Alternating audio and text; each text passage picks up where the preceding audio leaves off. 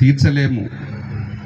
పార్వతమ్మ గారికి కానీ, పవన్ కళ్యాణ్ కానీ, చాణక్యకి కానీ, కుటుంబ సభ్యులందరికీ కూడా నాకు భాస్కర్ అన్న, నేను లాస్ట్ ఇయర్ అసెంబ్లీ ఎలక్షన్స్కి ఇన్ఛార్జ్గా వచ్చినప్పుడు కాంతారావు గారు నాకు ఫస్ట్ పరిచయం చేశారు.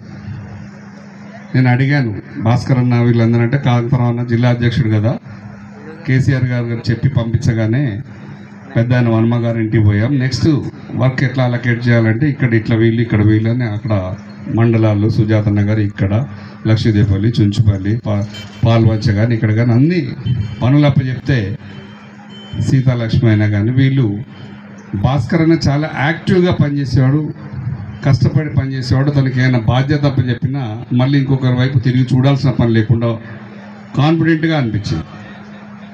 ఎందుకంటే అది స్పిరిట్, ఉద్యమం నుంచి వచ్చిన నాయకుడు కాబట్టి పార్టీ పటిష్టత కోసం నాయకులు ఎవరినైనా సరే మనం కేసీఆర్ గారు చెప్పారు, బీఆర్ఎస్ పార్టీ గెలవాలి, గెలిపించుకోవాలనే పట్టుదలతో కష్టపడ్డటువంటి వ్యక్తి ఉండాలి.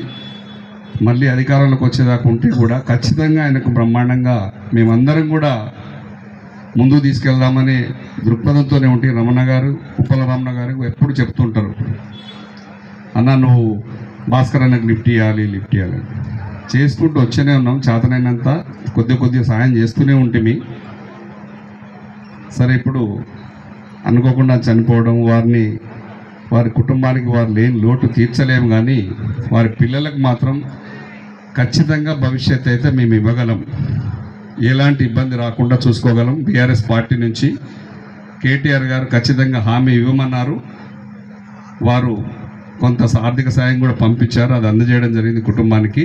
ఇంకా ఏం అవసరం ఉన్నా కూడా ఇంకా చేయించే బాధ్యత కాంతారావు అన్న కానీ, వర్మ గారు కానీ, నేను కానీ తీసుకుంటాను. ఖచ్చితంగా కూడా వారి కుటుంబంలో పిల్లల చదువులకు కానీ, వాళ్ళ ఉద్యోగాలు కానీ ఎలాంటి ఇబ్బంది రాకుండా చూసుకునే బాధ్యత బీఆర్ఎస్ పార్టీతో పాటు మేమందరం కూడా ఒక కుటుంబ సభ్యులుగా, ఫ్రెండ్స్గా, మిత్రులుగా కూడా తీసుకుంటాం. ఉద్యోగాలు కూడా పార్టీ అధికారంలో ఉన్నా లేకపోయినా కేటీఆర్ గారు చెప్తే ఏ ఐటీ కంపెనీలు కానీ ఎక్కడైనా కానీ ఉద్యోగం రావడం పెద్ద కష్టం కాదు, ఈరోజు చేయించగలం. ఆ కుటుంబాన్ని ఖచ్చితంగా ఆదుకుంటాం.